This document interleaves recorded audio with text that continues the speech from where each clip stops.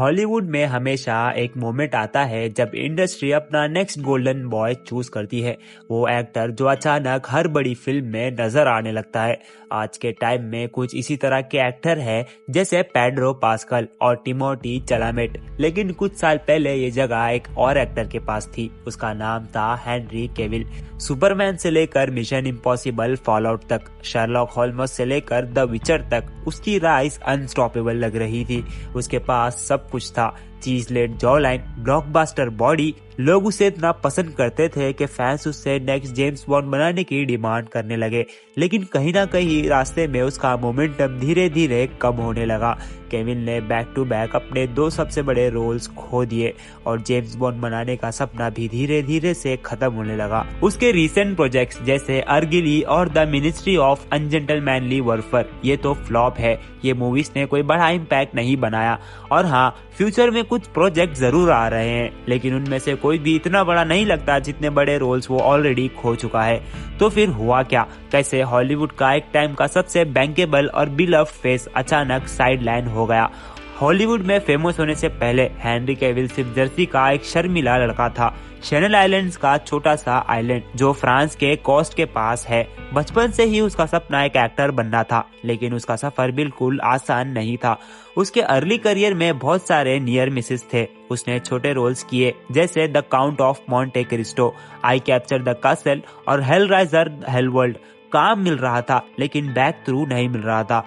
2005 में वो final 2 actors में से एक था जो कैसीनो रॉयल में जेम्स बॉन्ड का रोल पाने के करीब था, लेकिन प्रोड्यूसर को लगा वो सिर्फ 22 साल का है और रोल के लिए बहुत यंग है, और रोल मिल गया डैनियल क्रेग को। इसके बाद एक और पेनफुल मोमेंट आया।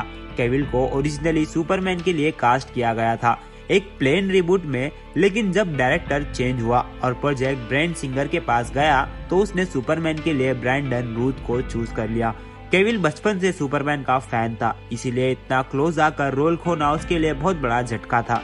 और बैड लक यही खत्म नहीं हुआ। स्टेफनी मेयर जो ट्विलिट की ऑथर हैं, उन्होंने ओपनली कहा था कि एडवर्ड कुलिन के रोल के लिए उनका परफेक्ट चॉइस हेनरी कैविल है। लेकिन जब फिल्म प्रोडक्शन में गई तब तक केविल को टीनेज वैम्पायर के रोल के लिए टू ओल्ड कह दिया गया और रोल चला गया रॉबर्ट पैटिंसन को। ये और भी ज्यादा पेनफुल था क्योंकि रॉबर्ट पैटिंसन ने उनको पहले ही हरा दिया था Harry Potter and the goblet of fire में। इतने सारे रिजेक्शन के बाद केविल को लगने लगा कि शायद उसका बिग ब्रेक कभी नहीं आएगा। वो बार बार सेकंड प्लेस पर आता था, जबकि दूसरे एक्टर्स वही रोल्स लेकर सुपरस्टार बन जाते थे। लेकिन 2007 में उसकी लक थोड़ी बदली और उसे शो टाइम के हिस्टोरिकल ड्रामा द टूडोर्स में चार्ल्स ब्रैंडन का रोल मिला। ये कोई ब्लॉकबस्टर नहीं था, लेकिन शो ने लॉयल ऑडियंस बना ली और पहली बार केविल को एक कैरेक्टर मिला जिसे वो मल्टीपल सीजन तक डेवलप कर सका। फिर 2011 में सब चेंज हो गया।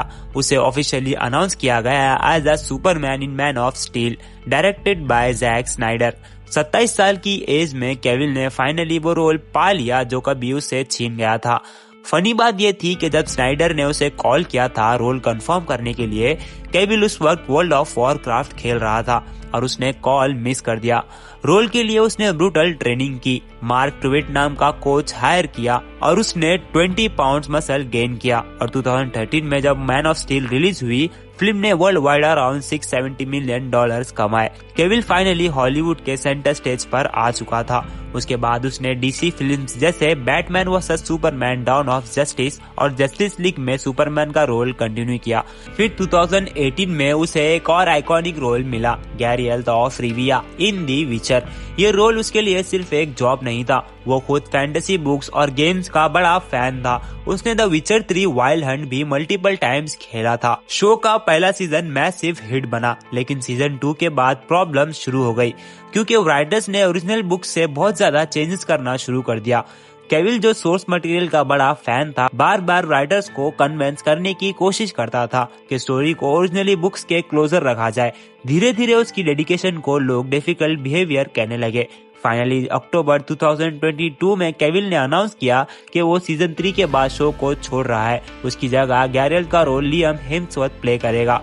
और उसके कुछ ही दिन बाद एक और शौक आया। केविल ने अनाउंस किया कि वो सुपरमैन के रूप में वापस आ रहा है। स्पेशली ब्लैक एडम में कैमियो देने के बाद फैंस एक्साइटेड हो गए, लेकिन सिर्फ कुछ हफ्तों बाद जब जेम्स गन और पीटर साफरान को डीसी स्टूडियो का हेड बनाया गया, उन्होंने पूरा डीसी यूनिवर्स को चेंज करने का प्लान अनाउंस कर दिया। इसका मतलब था केविल सुपरमैन के रूप में वापस नहीं आएगा।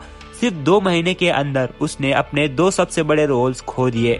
फिर ऑनलाइन एक्यूजेशन भी शुरू हो गई, जिसमें उस पर टॉक्सिक बिहेवियर और मिसोजिनी के एलिगेशंस लगाए गए, लेकिन उनमें से किसी भी क्लाइम को कभी ऑफिशियल प्रूफ नहीं किया गया। इस सब ड्रामा के बाद केविल ने 2024 में वापस स्क्रीन पर एंट्री ली फिल्म अर्गिली के साथ, लेकिन फिल्म फ्लॉप हो गई। फिर आई द मिनिस्ट्री ऑफ अनजेंटलमैनली वरफेयर, जो डिसेंट थी लेकिन कोई बड़ा इम्पैक्ट नहीं बना पाई। फिर भी सब कुछ खत्म नहीं हुआ। केविल अब इनोला होल्मस 3 में शर्लॉक होल्मस के रोल में वापस आने वाला है। साथ ही वो अमेज़न के लिए वॉरहैमर 40,000 सीरीज डेवलप कर रहा है, एक प्रोजेक्ट जो उसकी गेमिंग और फैंटेसी लव को परफेक्टली मैच करता है। शायद केप्स और स्वॉर्ड का एरा अब खत्म हो गया हो, लेकिन टैलेंट, फैन बेस और डिटर्मिनेशन अभी भी उसके पास है। और कभी कभी हॉलीवुड की सबसे इंटरेस्टिंग कमबैक स्टोरीज वही होती है जो कोई एक्सपेक्ट नहीं करता। अगर आपको ये वीडियो पसंद आई तो प्लीज हमारे चैनल को सब्सक्राइब करो।